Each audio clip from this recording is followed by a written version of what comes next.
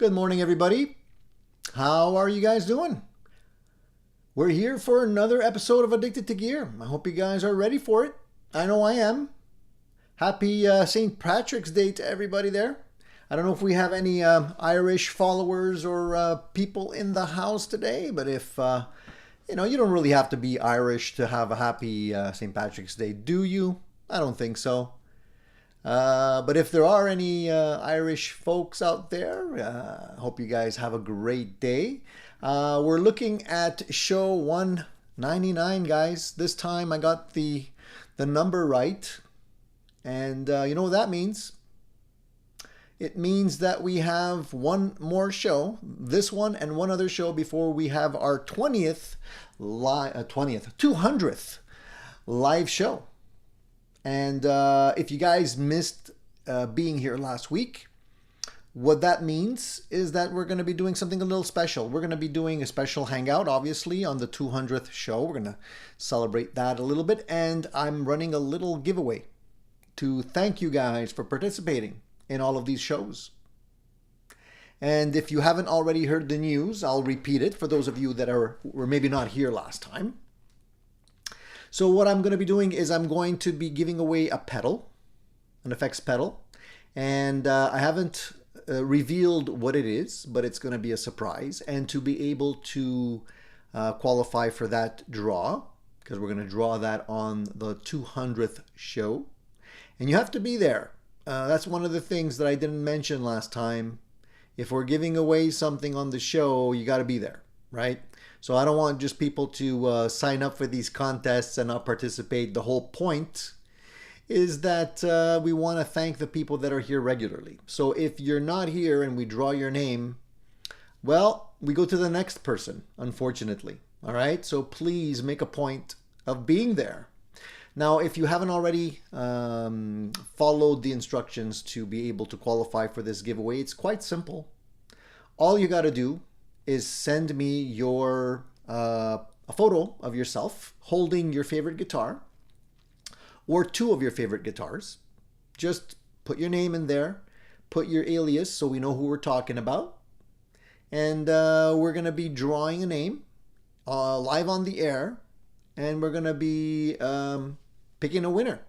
And maybe we'll be sharing some of those photos as well, because we want to be able to put a face to the name and see what kind of guitars you guys love.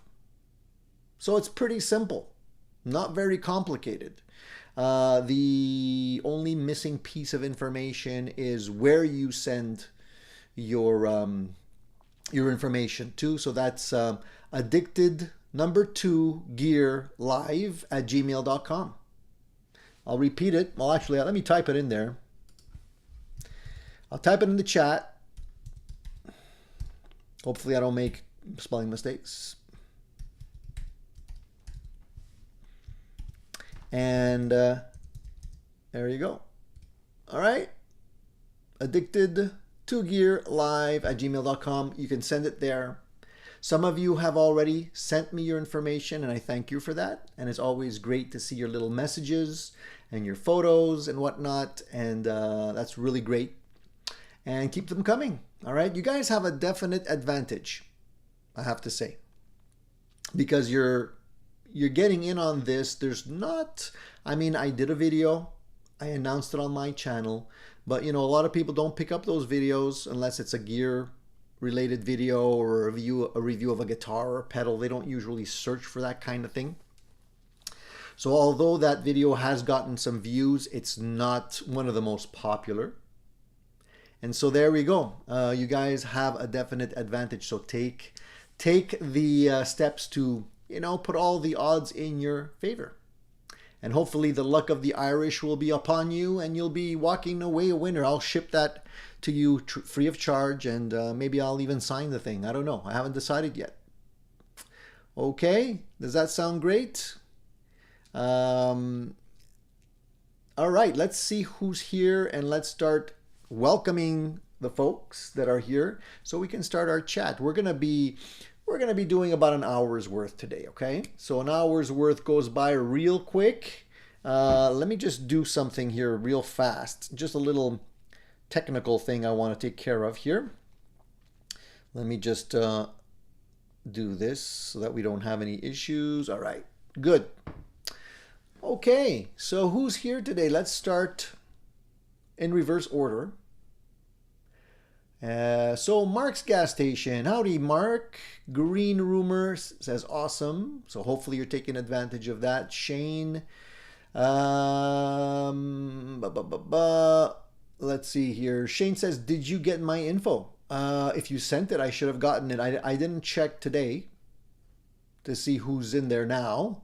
But if you send it to that email address, I should have gotten it.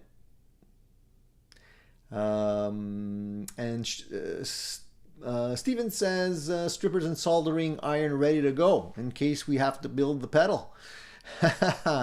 You guys, strippers, man. I don't know about the strippers part of it, but we'll see about the soldering iron. Herb of Fireside Studio says good morning. And let's say Shane says, unfortunately, I'm in New Zealand on business for the 200th. Shane. Come on.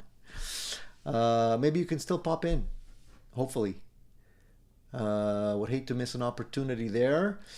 Guitar Vacations has been lurking Uncle Tony forever. Finally catch the live to celebrate 666 videos. Whoa. Is that what we're up to? We're up to 666 videos. That's a nasty number.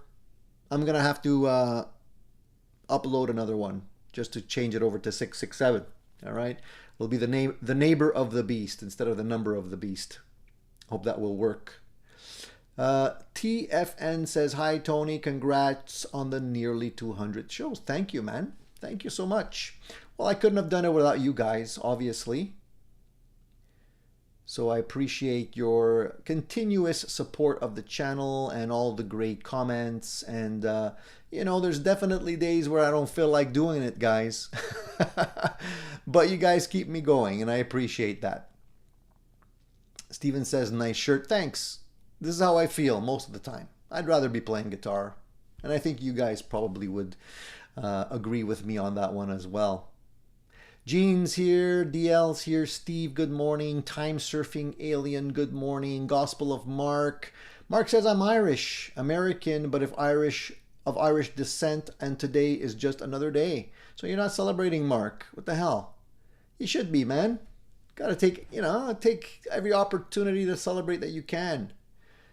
Charles says, hey, from New Jersey. How's it going, Charles? Keith is here. Let's see here. Steve, Ben, Wayne. It's going to be another beautiful sunny day, says Wayne. Well, not here, unfortunately, my brother. We've had rain all day. I think it's going to continue until later today as well. Been kind of gray and cloudy here yesterday too. Not the best day. But we make the best of it. When Mother Nature gives you water, what do? You plant some seeds and grow some plants and take advantage. Paul says it's good to see the family back here on a Sunday where they belong. I agree, Paul. I agree. It's always great to see you guys. So great. It's me, Don P. Randy says, top of the morning to you, sir, and greetings to all my world brothers and a very happy St. Patrick's Day. Same to you, man. Says, jam with me. I'm Irish. There you go. Mark says he's had a busy weekend. 3-hour acoustic duo gig Friday. 3-hour power trio practice yesterday, but alas, no new gear. Mark, where do you get the energy, dude? I don't know how you do it, man. You're a hard worker and you're taking your free time to, play gigs and do the power trio thing and entertain the family and your kids and all that. Man, you're like Superman, dude. Keep it up. I appreciate seeing that, man. You encourage me. You encourage me to do more. Jean-Pierre's here. Hey, Jean-Pierre. He says, I just had my first interruption of your show by a commercial. Anybody else had that?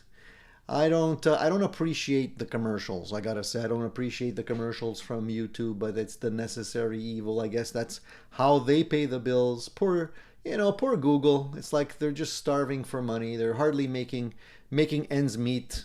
So they have to, interrupt all kinds of shows with commercials to make a few more nickels, I would say.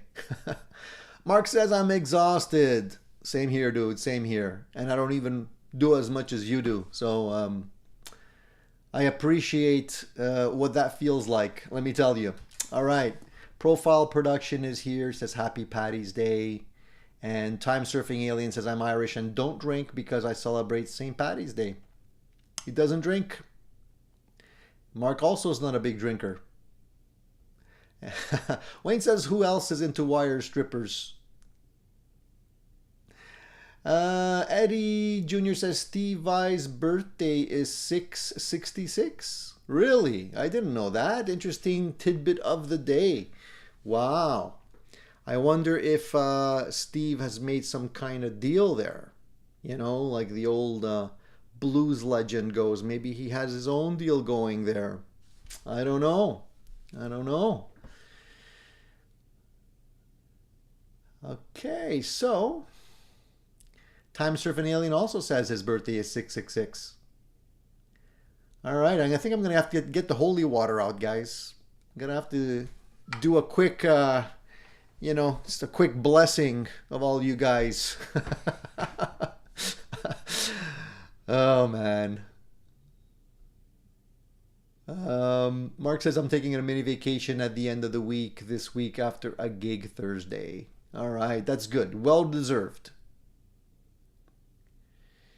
Well deserved. All right, so let's get into the chit chat, shall we, without further ado. And I'm hoping that my screen share would be working today because I did want to share some stuff with you guys. So here, let me do a quick test. You tell me if you can see this. Can you see this? Can you see my FM9 edit on the screen?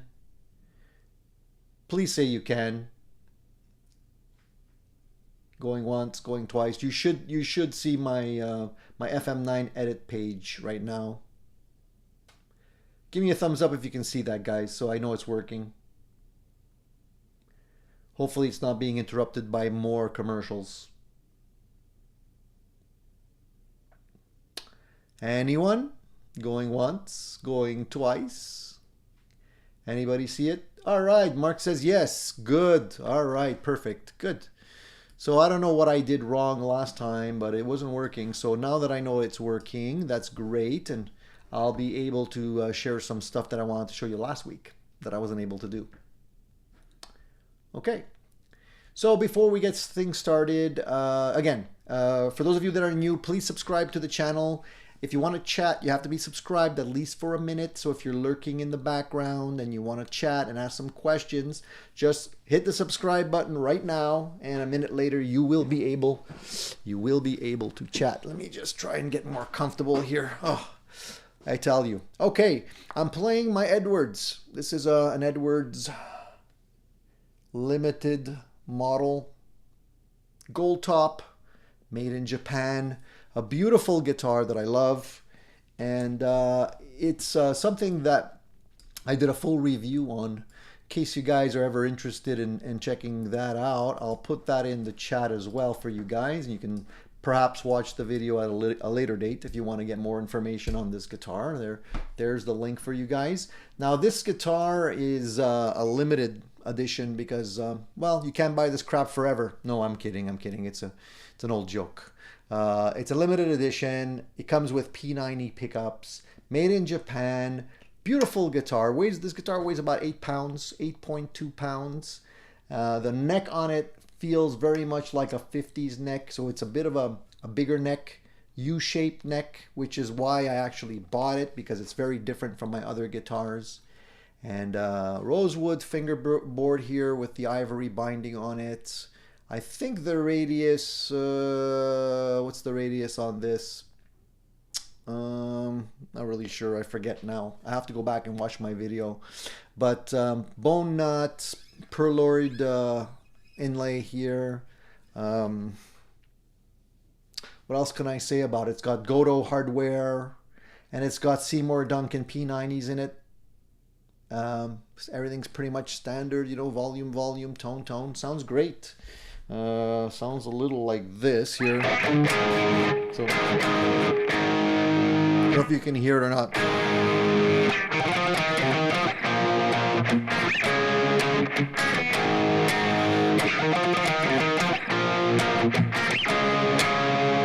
Then the other pickup is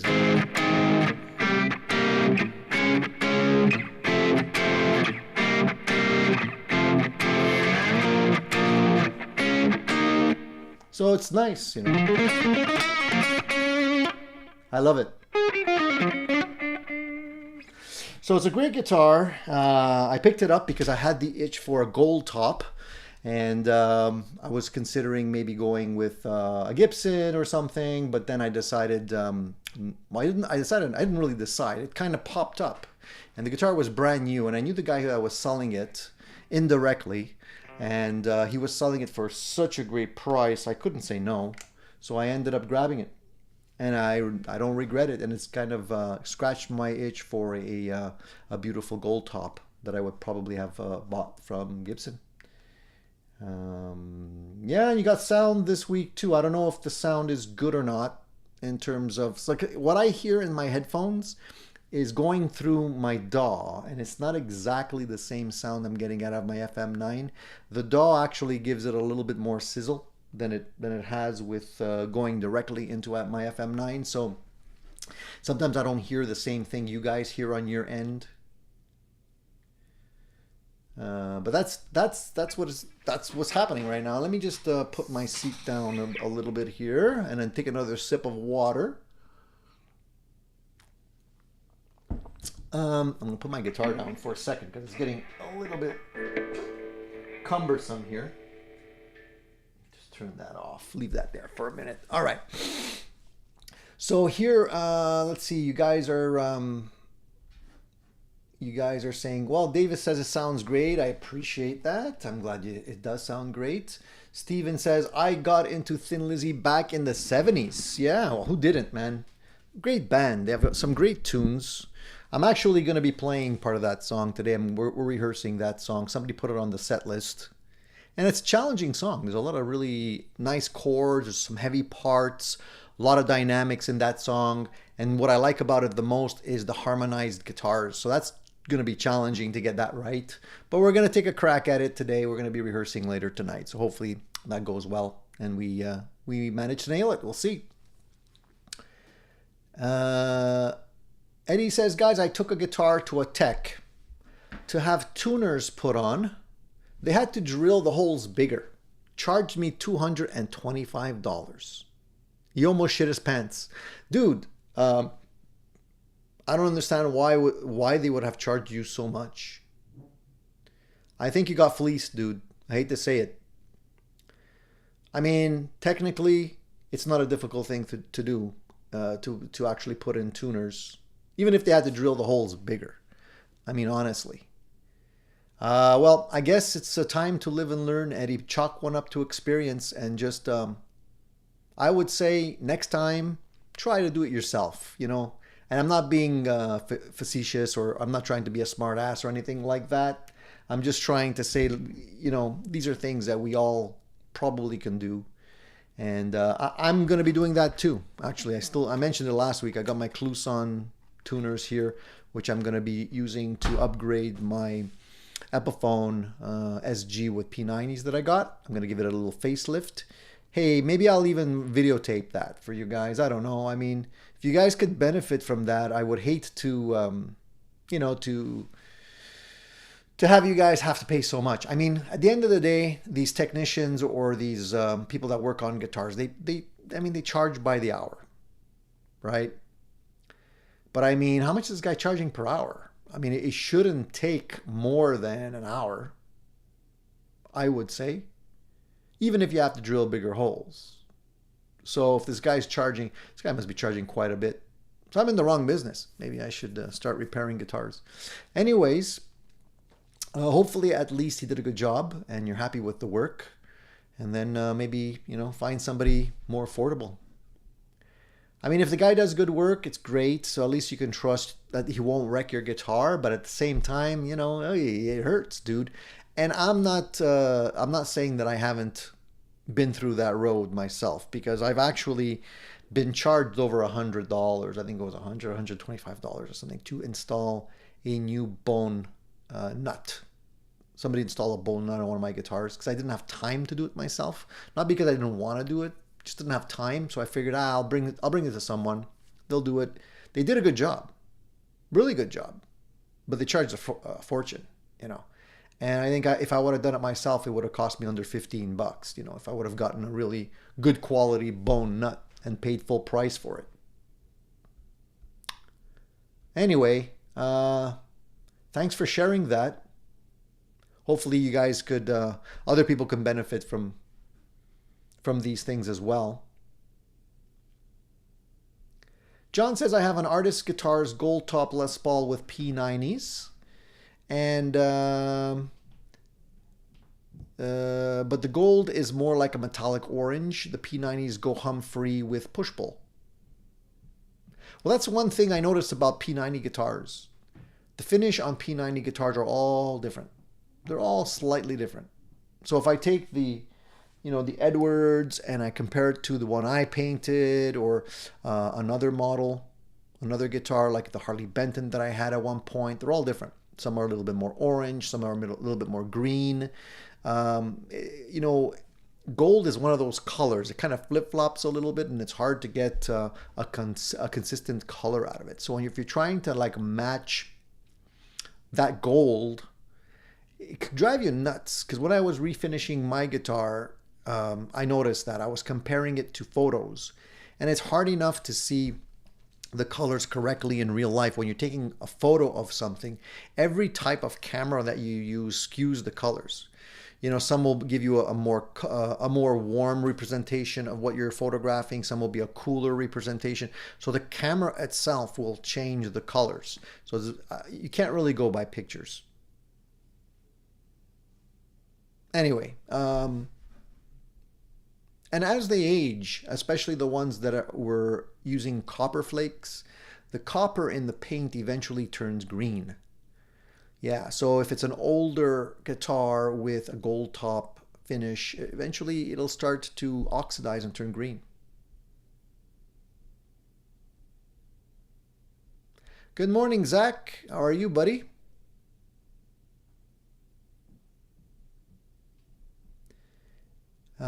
Let me see here. Wayne says drilling can be tricky if you're not confident or competent, and can do incredible damage fast. Absolutely true. Yes. If you don't know what you're doing, the last thing you want to do is drill and have chip out. I usually use a reamer.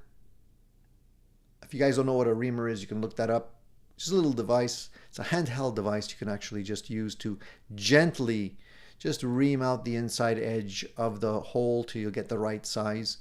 Or what you can do is you can run a drill backwards slowly in the hole and just slowly make it a little bit bigger. There's certain ways you can do it.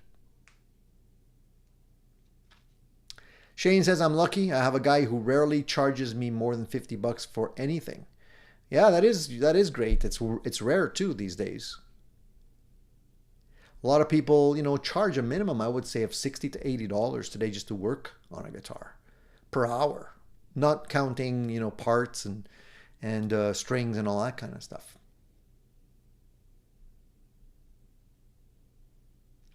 Time Surfing Alien says, if you know of someone who is deserving of a new to them guitar, go check out the Guitar Foster Parent channel and find out how to nominate someone. Well, thank you for that tip. That's fantastic. Yes. I totally encourage people getting into guitar playing, especially young people. And that's a great tip to share. Thank you for that. I'll definitely check that out. The Guitar Foster Parent channel. Yeah, awesome. So Eddie says it's a shop that works on high-end acoustics, so I guess their prices are high. I wish they would have told me up front. Yeah, and it's kind of weird that they didn't tell you that, Eddie. Generally, if somebody's going to be charging more than $100, they usually will give you a phone call, so you don't get sticker shock. And Profile Production says if he bought the tuners and strings, then 220 was a good deal. Yeah, I mean, yes. If the tuners were included as part of the labor, because you can easily pay, over $100 just for tuners and strings, another whatever, $12, $15 for strings, depending on what you're putting on there. So yeah, if they were included, then I would say that that's a decent deal. But Eddie says he supplied the tuners, so all right. Well,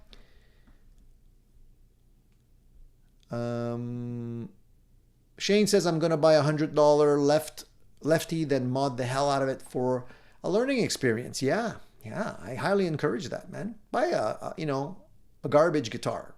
Just go on whatever your local Kijiji or whatever it is, eBay or whatever you have in your area. Just buy a guitar that really there is garbage. They're going to give it to you for practically nothing. Start with that. See if you can get it playable. It's a great way to start looking at working on your frets. If the truss rod works in the guitar, a good way to figure out how to adjust things, clean things. Just start somewhere. And Charles says he uses a reamer as well. Yeah, it's a popular tool for that kind of thing. Jean-Pierre says, second commercial interruption ever on your show. I wonder if this delays my viewing. Well, I don't know if it delays your viewing. Maybe. I don't think, hopefully it doesn't cut off your viewing. It just continues where it left off. But yeah, it is frustrating.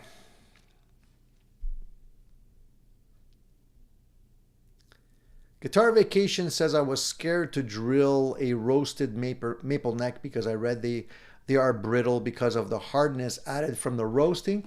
I haven't experienced that, but I have experienced working on an inexpensive guitar and making the holes larger in the headstock.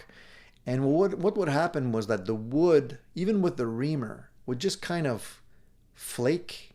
It wouldn't make a clean hole. I would say if the wood is harder the wood, then the easier it is to get a clean hole out of it. The softer the wood, it doesn't actually make a clean hole. It kind of just tears away at the wood.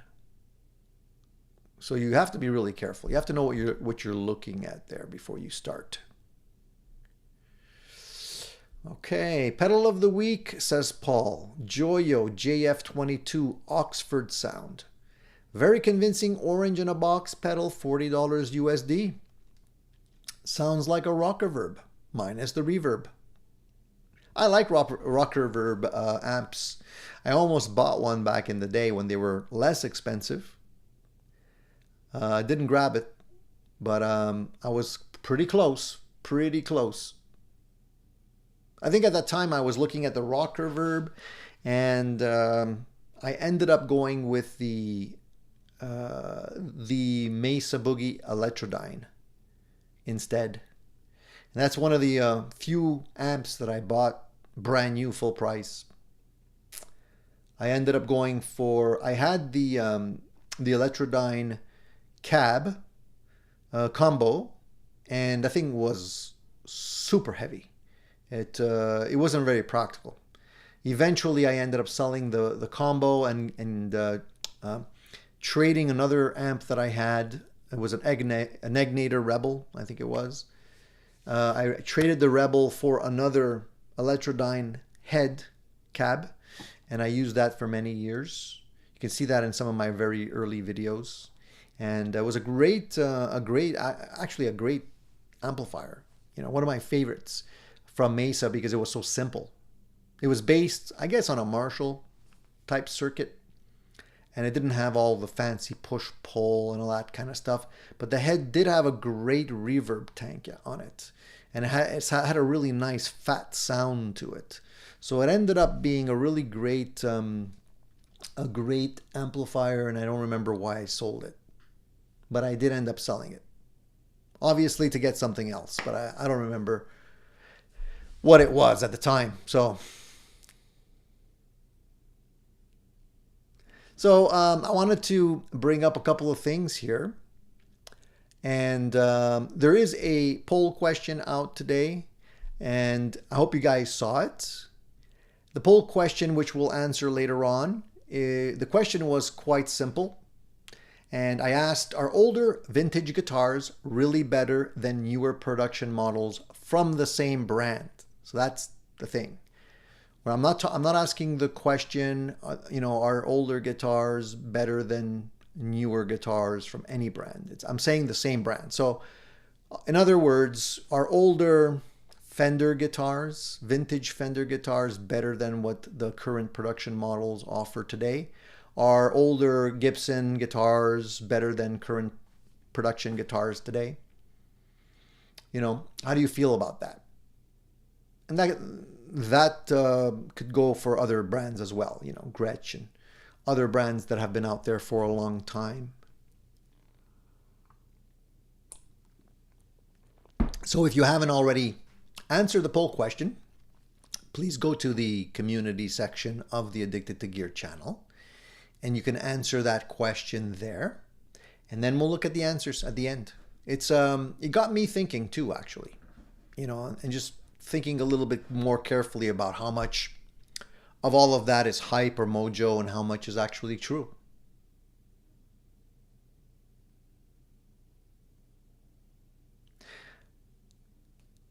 Time Surfing Alien says, I bought a couple of Delamo pedals from Temu. Not too bad for about $20 a piece. Yeah, there's a lot of interesting things on Temu that we don't really see mainstream. And they're pretty inexpensive.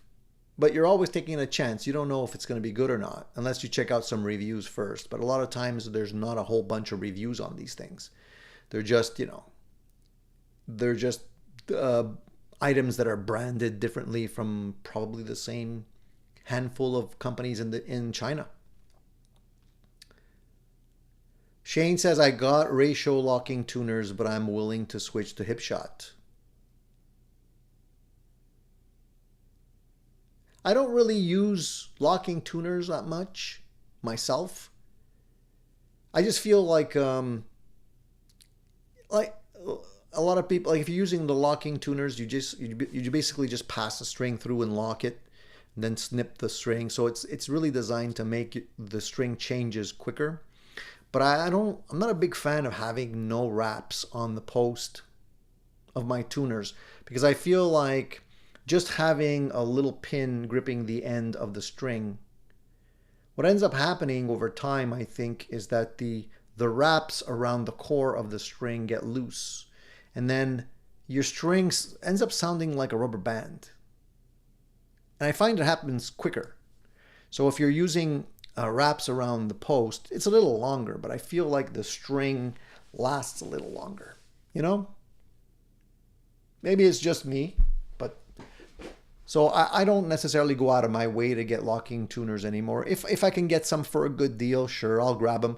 I'll just not use the locking part, or I'll just lightly lock it, but I'll still put a couple of wraps around it.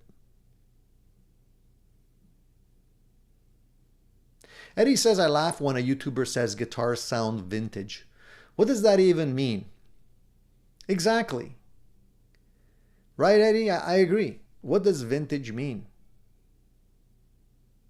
I think an older guitar definitely has different mojo. The way they were put together back in the day was mostly a lot of hand-built stuff. Not completely, but a lot of it. And so, there's definitely going to be more inconsistencies with older guitars, if that's kind of the mojo you're looking for. The finishes were different. They're not using the same type of finishes. And, there could be little quirky things with them as well. And some people like that. Some people feel like that's part of the draw of a vintage instrument. The history and the fact that it's not perfect. It's got character. But as far as the sound goes, they could definitely have different sounds. But we'll get into that a little bit later once we answer the poll question, all right? All right, so I just want to remind you guys, please please give me a thumbs up if you can, guys. I appreciate it. We have 48 people here watching so far. Hopefully more will trickle their way in, and I appreciate a thumbs up. It always goes a long way. And sometimes we forget, but it is useful. Casey Lee says, I use locking tuners on the guitars I play most. On the guitars I don't play much, I use coated strings. And Eddie's also not a big fan of locking tuners. Surfer Bye says, good morning from Boston. Happy St. Paddy's Day. Same to you, my friend. Paul mentions here that the 50s Fenders were made by hand by guys that were trained but not luthiers. It was commonplace to buy a new Fender with a gap in the pocket where the neck fits. No one worried about it. Yeah, I remember a lot more of the older guitars as I was younger. I still remember a lot of the older guitars definitely had wider pocket gaps and stuff like that. They weren't perfect.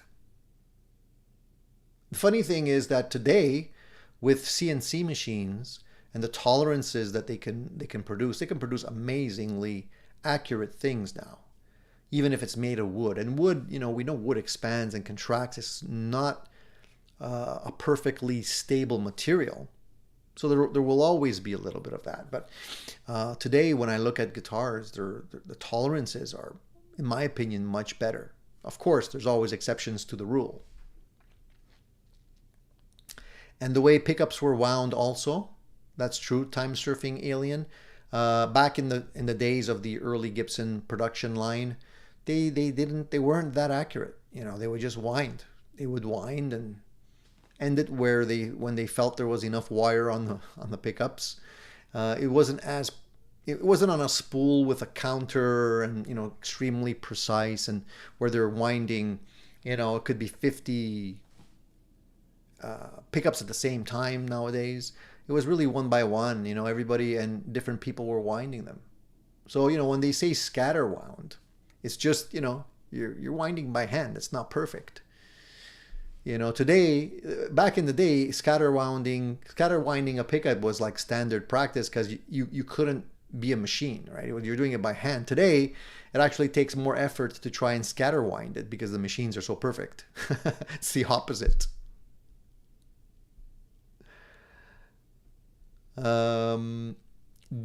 Danielle says, when someone says vintage, I think of Charlie Christian playing with an old Gibson amp. Vintage means I'm going to overcharge you for this guitar. Well, it doesn't necessarily have to be vintage for that to apply, as we saw recently with the Jimmy Page double neck SG. So Gibson actually released it now. It's official. At first they were kind of just teasing about it.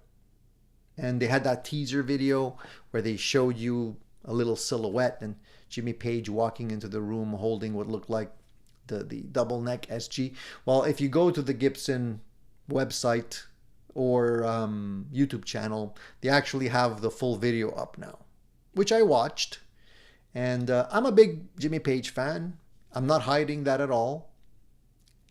And it's cool. I think it's really cool to see Jimmy Page talking about anything, including his iconic double neck SG.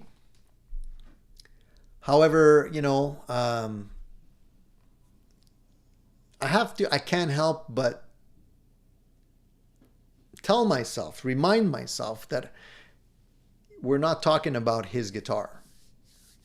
And that's the thing that's the mojo. That's the smoke and mirrors that a lot of companies want you to forget about. Where, they make that connection with Jimmy Page's guitar and then they show you their guitars. And it's like, this is the closest you're ever going to get to that guitar. So it's okay to spend $50,000 on it, But you got to remind yourself, but wait a minute, that's not Jimmy Page's guitar.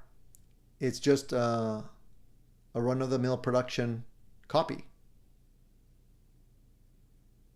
So yeah, maybe they took tolerances from the original. Yes, maybe they did spend time doing the Murphy's Lab treatment on it to make it look vintage. I get all that. And it's a limited run. I get that too. But it's still $50,000. I mean, to me, honestly, the only reason I would want to have that guitar is because Jimmy Page signed it. Because part of it is that he's signing each one, the back of the headstock. That signature is worth a lot of money. Probably not $50,000. At least not while he's still alive. You know, but it's definitely worth something to collectors. And so he's hand signing them. And he's actually, they're actually saying he's playing each one before he signs it. And then the pick that he's using to play those guitars is going to be taped in the back of the headstock as well. So you'll get the guitar, you'll get the signature, you'll get the pick that Jimmy used or touched, even if it's just for a few seconds. And I don't even know, I guess they're throwing in a case. I don't even know if they're throwing in a case. You know? So for me, it's like you're buying Jimmy Page's signature and a pick that he touched for $50,000, and they're just throwing in the guitar for free. That's kind of how I look at it. You know, like I've seen the books that Jimmy Page signs when he does his book signings. The earlier version, he would sign. The last ones that he was doing, he got wise because a lot of these books were ending up on eBay and stuff. So he ended up stamping his signature, which is not as desirable. But I've seen the original hand-signed versions of those books pop up on different places, and they're easily $5,000 to $6,000 that they're selling the book for, signed by Jimmy Page. So, and he's still alive. And typically these things go up in value when the artist passes away. And I hope Jimmy Page doesn't pass away for a long time, but that's typically what happens. So I think, yes, the guitars are $50,000. Will they be worth more to collectors? I think they will. I think they will, just simply because they're signed by Jimmy Page and it's a limited run. So you will be spending $50,000. Will you be able to get your money back on those? I think you will. I think somebody would be willing to pay that kind of money. Not a lot of people.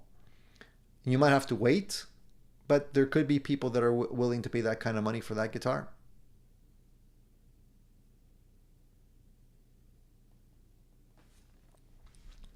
I don't have that kind of scratch, unfortunately.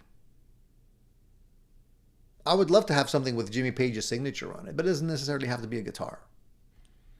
And honestly, like, if you buy that guitar, you know you're never going to play it. You might strum it once or twice just to say, oh, Jimmy Page touched this guitar. I need to touch it too.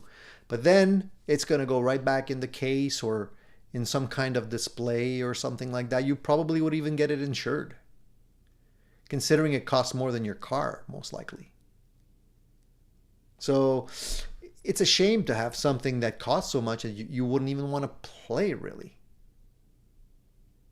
You just take it out and show your friends. Hey, look at this, Jimmy Page's guitar. Anyway, I gotta hand it to Gibson. They know how to spin a story. They've done it before. They've done it with other things, including his Telecaster, if you guys remember. And I'm sure it's not the last time that we hear from them doing something like that with an artist. And kudos on them if they can sell a few. How many are there? There's 100? Or is it 50? I don't remember. I don't remember how many it is. But if you guys can do the math, just tell me how much that will bring in once they sell the entire collection. What is it? Is it 100?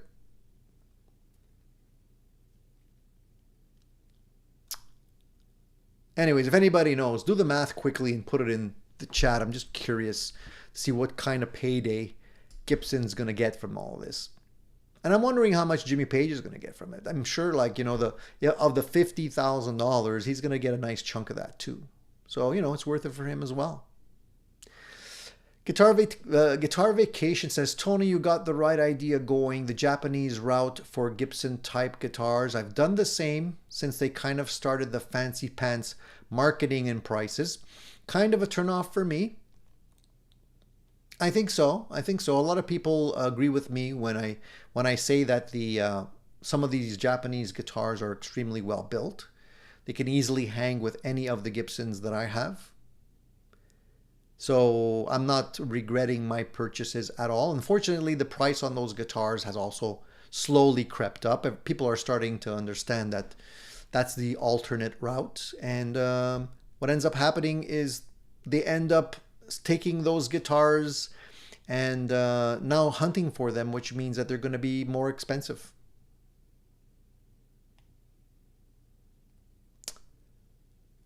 Gene says, my friend in China sells double necks and can't keep them in stock. Well, what ends up happening, guys, whenever they release something like this, people are constantly reminded that it's cool. So they're always going to be searching for alternatives. So if you have an old Ibanez copy of a double neck guitar that you've been thinking about maybe selling, now would be a good time. People will grab it probably. There was a lot of copies that were made of those double neck guitars back in the day.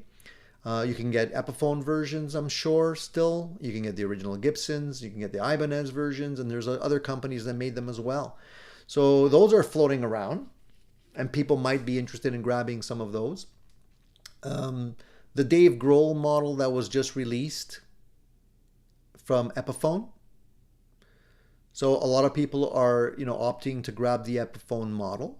But there's a lot of Gibson versions of those guitars floating around that you can get off of eBay and other places direct. So I'm sure those things are selling like hotcakes because they're typically, and I've seen the prices on those going up too as well. It's funny because back in the day, like even a few years ago, I remember a friend of mine bought one off of some China location, some website. It was a Gibson version. It was a nice guitar. I remember he brought it and I looked at it and played it for a while, and it was a cool guitar. And I think he paid it $290 at the time or something like that, shipped, no case. And now they're up to over $400, not including shipping. So those are going up too. And because the Epiphone hoopla that is generated by Gibson, is everywhere on social media, on websites, on YouTube, people are getting the itch and are buying those guitars. I have nothing against Gibsons, to be honest with you guys. I mean, all I can say is that you have to be diligent. There's a lot of garbage guitars, and that's the disadvantage of, you're taking a chance. If you're going to end up buying something like a Gibson, you have to be ready to kiss that money goodbye. So if you're throwing $300, $400 into it, you got to be ready to get what you get. You might get something decent, you might not. I've seen really garbage guitars. Depends on where you're getting them from. But on the other hand, I've seen quite usable guitars that with a little bit of attention and care can become great guitars. So it depends. Are they the exact copies? No, they're not. You're not going to get an exact copy. If it's a Gibson, you're going to have to put work into it. Hopefully you won't get something that has a truss rod that doesn't work or a neck that's already kind of warped. Can't really fix that, unfortunately. You're going to have to throw all the hardware in the garbage, basically, and replace that. So, there's a lot more. What I'm trying to say is at the end of the day, that money you're putting in is not going to be all you're going to put in. If you want to get a real working guitar out of it, you're going to have to put more money into it. And if you can't work on the guitars yourself, you're going to have to bring it to somebody. So that guitar that typically costs you around $300 will probably end up costing you about $600 by the time you're done. If you got to put in new pickups, new hardware, and get somebody to work on it.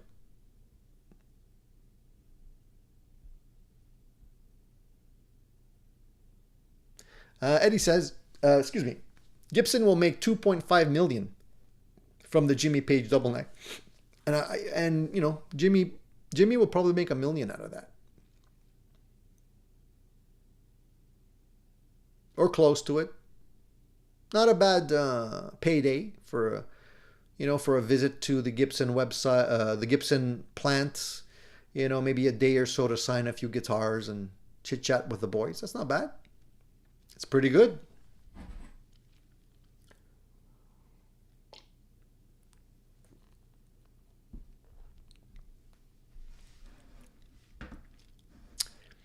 Thank you guys for the thumbs up. We have 38 thumbs up. We have 58 people, so there's a few people that don't think I deserve a thumbs up, but that's okay. I'm going to still go ahead. I'm going to mention the contest because there's a lot more people here today. So all of you guys that are here today will be able to qualify for a pedal giveaway that I'm going to be doing on the 200th show, the live show, which is going to be next Sunday. So you want to mark that on your calendar. Before next Sunday, send me a photo of yourself holding your favorite guitar or two of your favorite guitars. It doesn't have to be one, but limit it to two. Your number one, number two, and put in your name, your real name, put in your alias that you use here so we know who it is. And I'll be doing the draw live on the air next week, and I'll be picking a name out of the hat, and I'll be giving away a cool pedal free of charge. I'll ship it to you free of charge. I'll maybe even sign it or, whatever. I haven't decided yet, and I haven't mentioned what pedal it is. It's a surprise. But you guys will get something as a thank you for participating in these live shows. And I think it's, 200th episode. It deserves to be celebrated, I think. Hope you guys agree. Minus the YouTube commercials that pop up all the time here. But you guys have a definite advantage because you're here all the time. So you know what to do. A lot of people out there are also jumping in on the action. But to be fair to you guys, when I do the draw, if the person that I draw is not here during the live pick of the winner, I go to the next person. You're unfortunately disqualified because we want to, give thanks to the people that are here on a regular basis. All right, so that's the catch. And I did put the email that you have to send that to in the chat earlier, so you can look at that and you know where to send it. And just do that. Do that today. That takes a second. And I am doing this also to look forward to putting a face to the name and seeing who you guys are and taking a look at your gear, man. I love looking at guitars. And I'll be sharing some of the pictures as well. We'll be spending some time looking at those photos together. So I hope you guys are going to participate in that and not miss out. There's quite a few new names today, so I guess the word is getting out. Ken is here. Ken says, late to the party. Engulfed in practicing. That's never a bad thing, Ken. I should be practicing. Perfect subject. Just bought the Leo Jams LP with the American flag. If nothing else, it will look good sitting there. Hey, if it looks good, that's part of the reason we buy guitars, whether we like it or not, guys. I think if we're being honest, nobody buys a guitar that they don't think looks good. That's just my opinion. But your taste could change over time. I'm not saying that you will immediately fall in love, but, I never thought Telecasters were cool till many, many years after starting to play guitars. And all of a sudden, here I am with a whole bunch of Telecasters, and I think they're the greatest thing. So, I went from that's a country guitar to I love those Telecasters. They're fantastic. So my taste definitely changed. Same thing with my SG. I wouldn't be caught dead with an SG when I was younger. I just didn't like them. Didn't like the look. Thought they looked like canoe paddles, that thin body, and I didn't like them. But I got a great one now, and I'm kicking myself every day saying I should have started appreciating them a lot sooner. But again, our tastes change. Thankfully, I think it's a good thing. Better late than never. Guitar Vacation, I never did try a 70s Yamaha Studio Lord series. No, I didn't. And he's been looking at those for a while. I know that a lot of the older Yamaha guitars are good. Yamaha never really made bad stuff. If anything, they made their instruments too good, But, nope, didn't try that one. Not yet, anyway. Shane says Gibsons are not as bad as people think. That being said, I just bought a Gibson. Again, I agree, Shane, they're not all bad, but you can get unlucky. So just be aware. I don't like to promote Chipsons that much because then somebody ultimately will come back to me and said, I thought you said Chipsons were fantastic and I got one and it's unplayable. Again, you know, luck of the draw, man. You can get really good ones and you can get garbage. Mark says, my number one guitar now is a high-end Fender FSR Strat that I've modded to within an inch of its life. And you made it your own. High-end Mexican, yeah.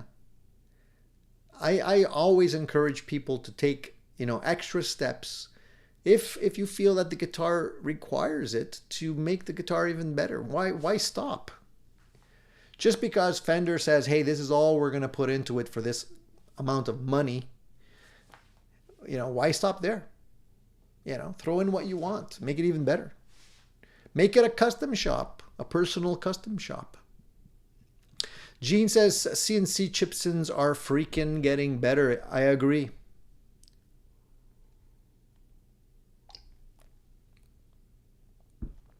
I agree with you 100%. They are getting better. Let's remember, guys, the factories that are putting out these guitars, it's not somebody working on guitars in their garage. It's a company. And these companies are putting out guitars for other brands, most likely. So they know how to build guitars. And whether or not they build something good or not, it all depends on how much you're willing to pay. At the end of the day, if you're paying a Gibson $299 all in, I mean, what are you going to get for $299 here? Nothing. You know, I'm still amazed that you can get a couple of guitars that are under the $200 mark, but those are also made in China. So, you know. Steven says, my Gibson is worth about 10 times what I paid for it. And that's the thing. I mean, people still are into the brand. So luckily, whatever Gibsons you have will inevitably go up in price. You know, it might take a while depending on what the market does, but it will go up in price. Pacificas are great Strats. Yeah, a lot of people do love the Pacificas. I agree.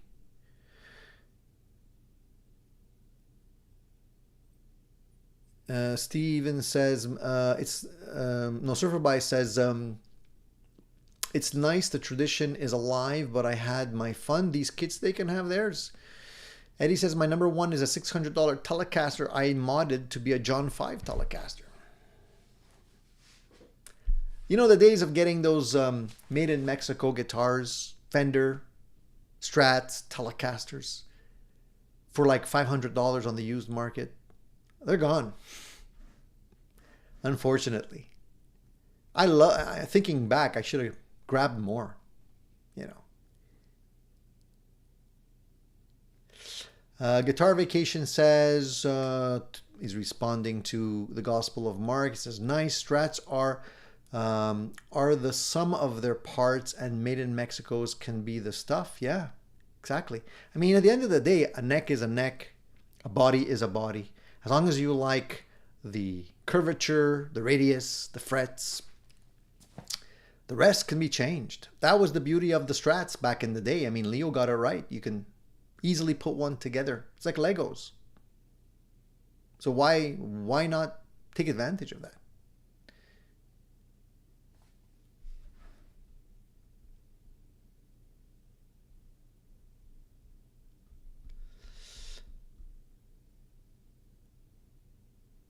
Paul says, Tony, I love quirky guitars that say play me.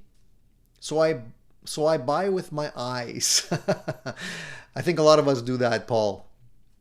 I check for good bones, then upgrade, but not only where needed. Most are over 20 years old, and the hardware, for the most part, is okay. A lot of people will end up buying with their eyes before they buy with their ears. It's absolutely true. I've done that. Today's Take says I paid $226 each for a Cherry Burst Les Paul Standard and a black Angus Young SG with lightning bolt inlays. Random seller on AliExpress. Both guitars are better than any of my other budget guitars. You know, like I say, a lot of those guitars are not bad guitars, and they could be made better. They're not exact copies, though. You know, if you're trying to buy, let's say, a chipsin version of an SG, you got to know that it's not going to feel exactly the same, right? It's going to feel like a guitar, but it won't feel like an SG off the shelf in your local store. It could get close, but it won't be exactly the same. There are differences. There are nuances. I like buying guitars on the used market because I can actually play them first, see them first. There's certain things you can't tell from a photograph or from somebody trying to sell you a guitar from China. You won't be able to see, you know, the little defects. And sometimes even when you're playing a guitar in person and you're not, you know, you're only looking at it briefly, you might miss some obvious flaws. You got to be quite observant when you're doing that, you know. Pay attention. Like a lot of people don't necessarily bring tools with them. And to be honest, I don't always do that. But if I have my doubts, I'll bring a little tool kit and I'll ask the seller, hey, is it okay if I take a look at the truss rod? And I'll just uncover the truss rod cover and just, you know, just to make sure it's turning, it's not loose in there. You know, little things like that. You know, I look at the positioning, if it's an SG or a Gibson Les Paul or something like that with a tailpiece and a bridge. I'll just look to see, you know, is the bridge jacked up really high? Sometimes on some guitars with a set neck, the angle of the neck is wrong. And then it plays, but you're going to have really high action that's not going to be good. And then, you know, if you're trying to get the low action going, then you can't. You're going to have all kinds of buzzing and stuff. You know, that's one of the beauties of, you know, the SG that I bought, the Gibson. The action could be almost like all the way down, and I get absolutely no fret buzz. Some of the Epiphones are not able to do that. I've tried them. The Epiphone SG that I had before the P90 version, so I did have an SG. Sorry, not an SG. I'm getting them mixed up. I had tried an SG, but I also had an Epiphone 335. And compared to my Gibson 335, I would never be able to get the action that low. That's just what I liked about my 335. So I ended up selling it. And it wasn't a bad guitar. It's just that it wasn't able to perform to the standards that I like. So I ended up just selling it. Somebody else is happy with it. And I got myself something else.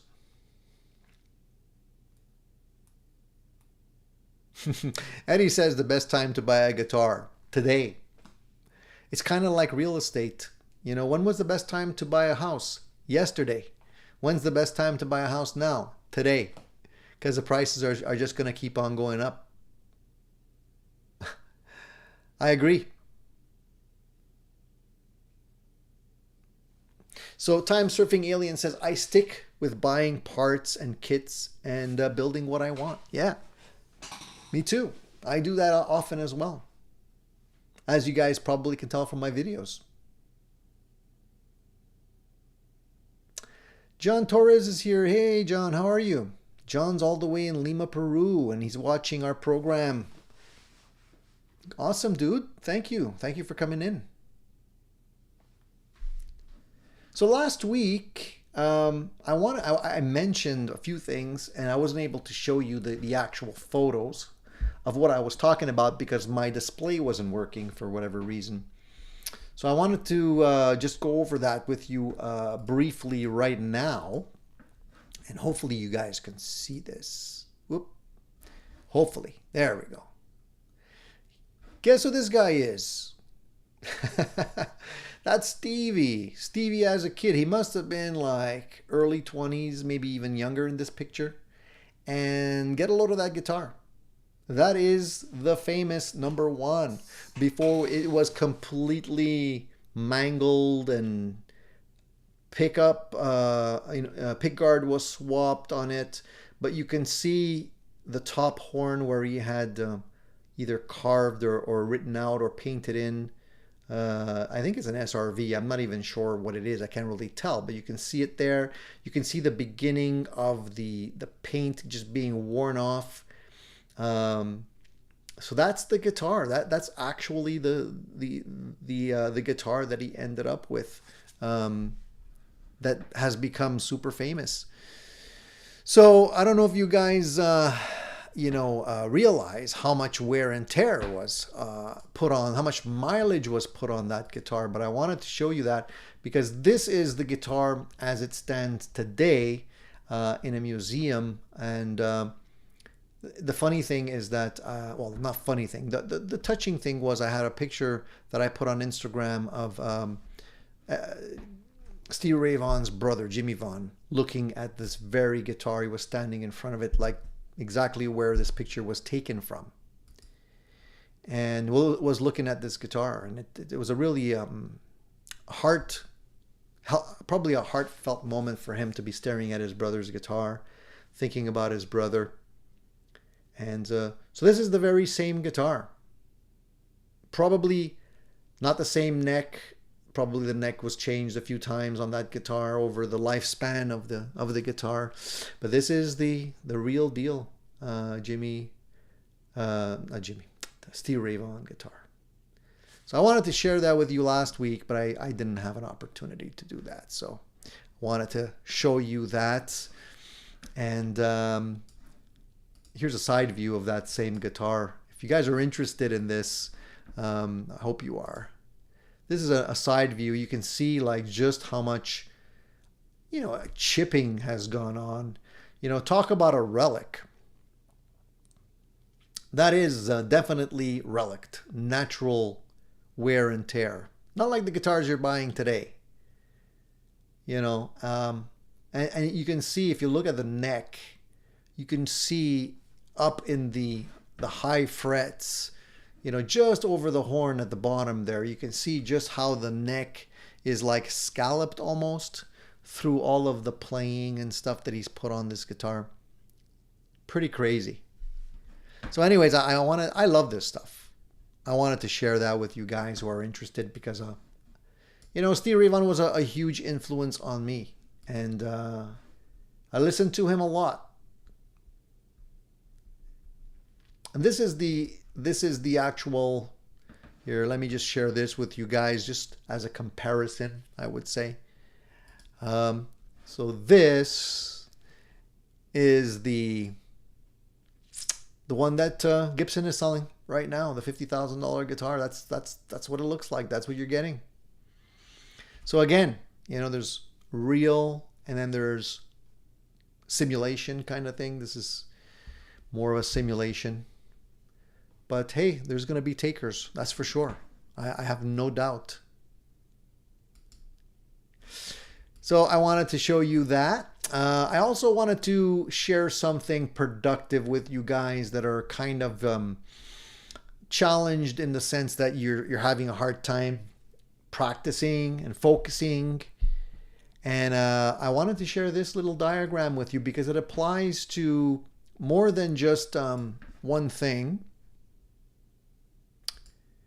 So this here is a productivity cheat sheet that people often use just to be more productive at work.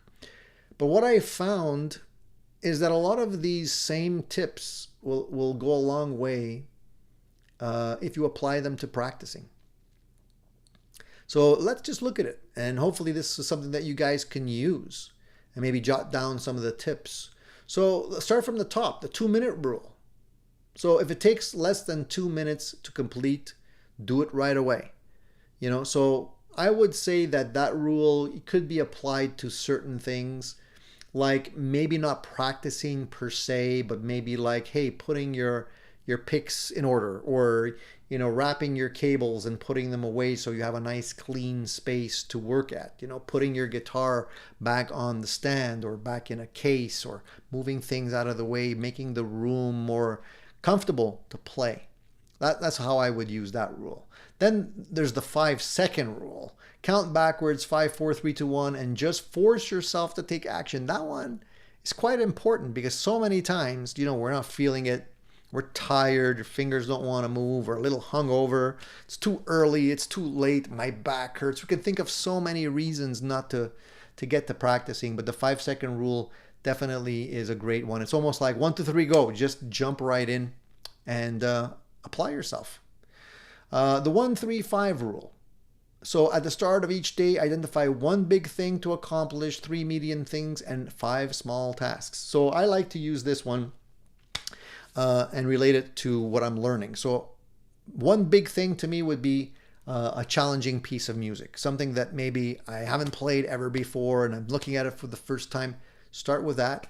Try to get your mind around that. Then go into the medium things, the things that maybe you can do on a regular basis. Just new finger exercises, learning a new chord, learning a new scale, something like that. And then small tasks. And I break down the small tasks mostly to like trivial finger exercises or something like that. Spend some time doing 5 different finger exercises. And then the Pomodoro technique. This is really cool because you set a timer for 25 minutes and focus on one task. After the timer rings, you take a 5-minute break, repeat this cycle 4 times, then take a longer break. So this is great if you're, working all day long, you're putting in an 8-hour work day. Now, when you're practicing, I wouldn't say you need to do this many times, but you can definitely set a timer for 25 minutes so that you can focus. And then a lot of times we end up not being able to focus. That's the big thing these days, is just people lack of focus because we're being trained not to focus with all the social media and TikTok videos and Instagram videos and all that kind of stuff. So we're losing the skill of focusing. So if you can set a timer, you can just take your phone, your watch, whatever it is, put it on Do Not Disturb, set a timer for 25 minutes and practice for a solid 25 minutes. Now, if you want to go for an hour, even better, make it 2 sessions. Take a little break, do it again if you can. But that will definitely force you to kind of be in the zone for at least 25 minutes. The 80-20 rule. 20% of your effort gives you 80% of the results, so focus on the 20 of the super important stuff first. And I totally agree with that. And I think that at the end of the day, a lot of people think they have to cover everything to be a good player. But really, even if you just do a solid 20% during your practice session, your rehearsals, it's really going to go a long way and show. So take advantage of that. Break your tasks into smaller pieces. That's critical, I think. When you're stuck, you're learning a new solo, break it into smaller chunks. Don't try and tackle or memorize a whole thing at once. You're not going to be able to do it. Same thing with learning a new song. Learn the intro first. Get that under your fingers. Then you can get into the chorus and the verses and everything else. But break it up into smaller chunks. Come back to it if you need to. Don't try and don't get frustrated and then just walk away, because that's not going to help you. And the rest, eat the frog, tackle the most challenging things first. That's always a good thing before you get tired. Not to-do list. That is so underrated. It's incredible. But it's not to-do list means, I don't know, write it on a big sheet of paper what you shouldn't be doing during a practice or a rehearsal. Or, just, hey, don't play Stairway to Heaven. Don't start playing riffs from all the songs that you know. Don't start trying to get a really cool sound out of your multi-effect, or try to dial in a new sound on your amplifier. Let it be. Don't do all the little things that steals the time out of your schedule. And the most important thing is eliminate multitasking. It's really great to be able to unplug when you're actually doing your guitar playing and practicing, almost like meditating. Turn off your phone, get off of the internet, put yourself in a quiet place. Heck, even maybe you say, look, I'm just going to play on my acoustic guitar. I'm not even going to bother plugging in, just to simplify things. Focus and, don't pay attention to anything else during that 25 minutes. So those are the tips I wanted to share with you guys. Hopefully you guys will take advantage of those. They're easy to forget. I'm actually going to print this and just tack it somewhere to keep it in my mind, keep it fresh, and try and get the most out of my time, because at the end of the day, it all boils down to time, and time is the most important resources that you have. Adam says, I love the productivity sheet. I need to print it for my guitar and my professional work. Thank you, Tony. Hey, nice. Thank you, Adam. Thank you for taking advantage of that. Paul says, my practice thing is treat practice as job. Set a time and go to it like it's not an option. Do it every day. After a month, it will work 80% of the time. Yeah, it's almost like training. It's almost like boot camp. It's getting into the zone. It's almost like going to the gym. You don't want to do it at first. And it's hard, and it's painful, and everything hurts after you're doing it, and you're tired. But then after a while, that starts to change, and you start seeing the benefits, and you start feeling better, and you end up doing it more often.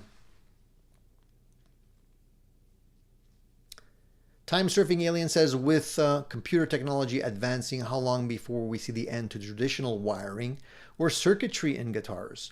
I think there's some companies already taking advantage of that and going the circuit board route. Gibson's been doing it for a while just to make things quicker and easier to build.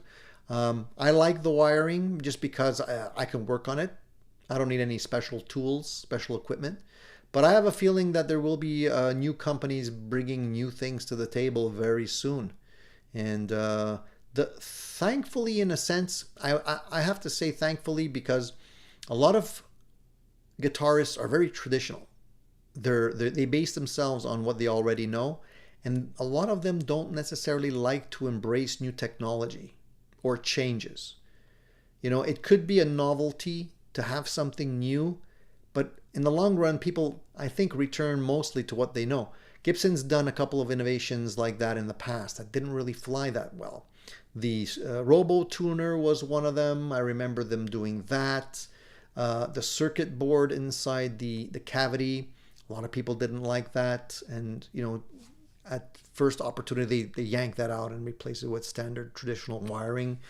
And there was other things as well, you know. So it actually, you know, it shows me that guitarists are very traditional, and this is why I feel like after so many years, there's not a whole lot that's changed. I think the quality of the parts and components have gotten better. The quality of the manufacturing process has gotten better. A lot of things like that. We have more choices, more variations, because now they can build a lot more different things. But at the end, I think it boils down to people coming back to what they know. So Zach Thong says, Tony, I guitar practiced every day, all day. Thumbs up to you, Zach. That's what I like to hear. Steven says, I'm so guilty of falling back into the stuff I already know. We all are, man. We all are. SRV was cool. I felt like we were old friends, a very real guy. Yeah, I think so, man, especially towards the end of his career. I think he actually, unfortunately, was dealing with demons most of his career, with drugs and alcoholism and that kind of stuff. And I think towards the end, he actually sobered up, and I think he did some of his best playing when he was sober. And unfortunately, that didn't last too long with his untimely demise.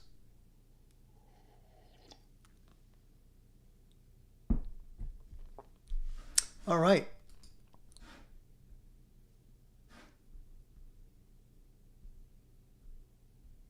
So it's funny because now with the release of the Jimmy Page guitar, I don't know if it's just me, but I'm seeing a lot more companies coming out with other types of guitars that are, I guess, relic inspired. And I'll show you one that I'm talking about here. Now, you guys probably know the vintage brand, vintage guitars. I'm not talking about vintage guitars in the sense of old guitars. I'm talking about the brand Vintage that make guitars. They've been making affordable guitars for quite a while. They came out with a new model, which actually looks pretty cool. I want to share that with you. So here we go. All right. So can you guys see this? So this is a release that they've came up with recently, the Vintage Pro Shop V72 custom build.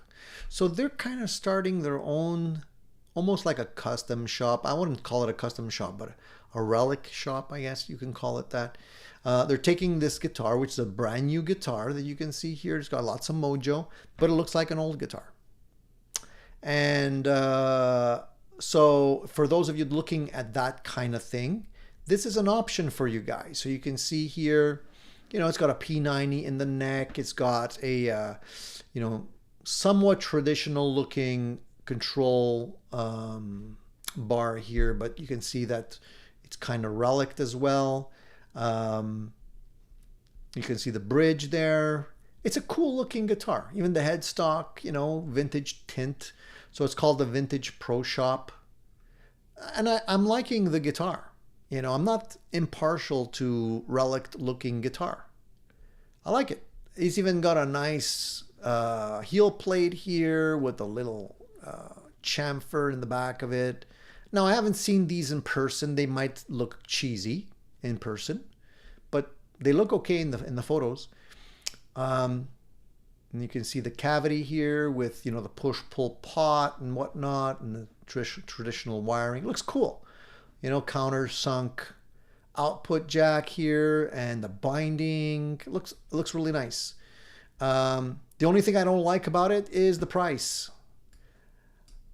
1,299 euros.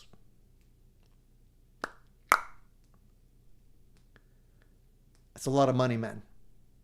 It's built in the UK, single cutaway alder, bolt-on neck, Graphtec nut, rosewood fingerboard, Wilkinson cutoff T-style bridge, Wilkinson split post vintage style tuners, aged nickel chrome plating.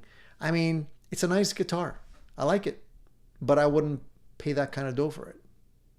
So this is the thing. And I keep coming back to that. And I don't know if I'm just getting cheaper as I get older, but it's like, you know, why couldn't this guitar cost 900 bucks? Why does it have to cost, you know, 1,300 euros? It's a lot of money. So again, I think there's always that cool factor, but then there's also the practical side of us where, like, you know, is that guitar worth that kind of dough? Dan says, I came in late. Does anyone know how much for the Jimmy Page guitar? Apparently it's 50,000 smackers. 50,000 simoleons. That's US, by the way. So for us Canadians, it's like 65. It's enough to spit out your coffee.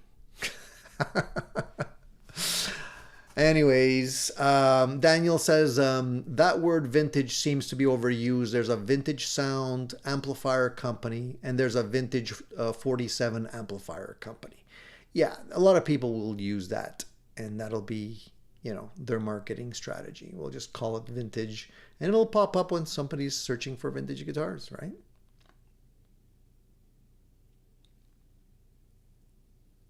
Max says, I would like to buy the Jimmy Page Telecaster Dragon for 1,005, but I will have to sell my dog. Don't sell your dog. Come on, Max. That's funny. Don't sell your dog, whatever you do. I'm 100% opposed to that. Should we jump over to the poll question, guys? We're getting into it. We're past our 1 hour mark. A lot of you guys are probably getting tired of hearing my voice so far, so long. Let's jump into the poll question, okay? Because I think the poll question ties into what we're talking about here, because it's based on a question about vintage guitars. So I'll just recap what the question is one more time. Are older vintage guitars really better than newer production models from the same brand? And I emphasize the from the same brand part, because that's the key in the sentence here. So in other words, if you're buying a production version of a Fender Stratocaster today, and you go out and try out a vintage one, is the vintage one really going to be better than what you're buying as a new production model today, just because it's an older guitar? So let's jump to the poll question, and I'll see what you guys have answered. I'm very curious at this point. I think a lot of you have actually done the poll. So let me just pull that up for you guys. And you know where the poll question is, I hope. It's under the community tab. on the Addicted to Gear channel. Okay, so just look there. Okay, so I can see 154 votes have come in, and there's a few comments. So let's answer the question. So are older vintage guitars really better than newer production models from the same brand? The number one answer, 52% of you said it's subjective. New guitars offer better technological advancements. So I don't think we can argue with that. That's kind of the safe answer, I would say, because it's true. They definitely have made huge leaps and bounds in terms of what they can offer, hardware-wise, tolerance-wise, finishes. Like you can get finishes today that will outlast you, that won't necessarily rub off, that won't necessarily, that are quite durable, that protect your guitar from deviations in temperature and humidity and all that kind of stuff. Whereas in the old days, they would use very thin finishes, nitro finishes, finishes that a lot of people look for today because they feel that those older guitars that use those thin finishes actually sound better because they're not engulfed, wrapped in a very thick polyurethane finish, which stops, I guess, the wood from vibrating or the wood from breathing. So there's a lot of mojo around that stuff. And that's mostly why people will go and buy a guitar that has a nitrocellulose finish today. It's just because in their mind, it's a direct connection to the vintage guitars. That's why a lot of companies will also still be offering those finishes today, not because it's better for them, because a lot of those finishes are harder to apply, take longer to dry, and are not as easy to work with. A lot of the finishes today can actually be exposed to UV light and harden immediately, so you don't have to wait. Where nitro has to sit there and has to off gas for a long time before they actually can work on it because it's going to be too soft. So again, the only reason people are doing this, companies are still doing this, is because there's a connection and people connect it, make the association with vintage, and in their mind, vintage is better and worth paying more money for. So that's my 2 cents on that. The next most popular answer, and we're going to be going in descending order, is no, modern guitars surpass vintage guitar quality. And I agree. I can't argue with that. I think that a lot of the newer guitars are just simply built better. They're better quality woods. The woods are dried better in a controlled environment. They're not just stacking wood in a field somewhere waiting for it to dry. They're actually taking steps to measure the water content in the woods. They have kilns to dry them to make sure that they're below the threshold so that they won't warp, won't crack. And the tolerances with the machines. A lot of these machines that these companies are using are worth a lot of money. And they're made in Germany, made in Italy, France, all over the world. Very, very precise CNC machines that can do amazing things and crank out a repeatable product. So that, today, if you buy a guitar from the same company, the same line, they're pretty much indistinguishable. If you're playing one and you're playing another one, they kind of feel the same. Which goes a long way into talking about the quality and the repeatability of building guitars. Whereas in the old days, everyone was different. But that's somewhat of the beauty of vintage guitars, because they're not all the same. So it's almost like hunting for that Easter egg when you're trying an old guitar. Some of them could be duds and not play well or sound good, but every once in a while you'll find a really good one. Like an Easter egg, like the guy building that guitar that day had a really good night's sleep, put together a really great guitar, and by luck of the draw, you landed on that one, and it's a keeper. And it's like looking for a needle in a haystack sometimes. But again, this is why I think a lot of people are interested in vintage guitars, because when they do come across that little gem, it stands out, and it's so rare that you can't just go to a store and find an old guitar like that that'll play that great every single time. But the new guitars are great. The new guitars are repeatable. You know, it's like making cookies. So anyways, that's the second most popular answer. The third, 16% of you said newer guitars are more affordable and sound just as good. I can't argue with the more affordable aspect of that answer. And a lot of people say they sound just as good. So again, subjective, depends on who you're asking.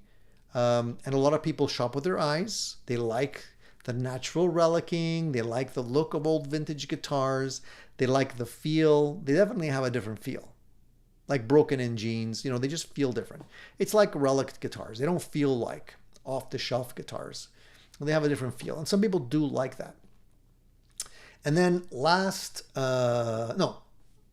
10% of you said, yes, vintage guitars have unmatched character and better tone.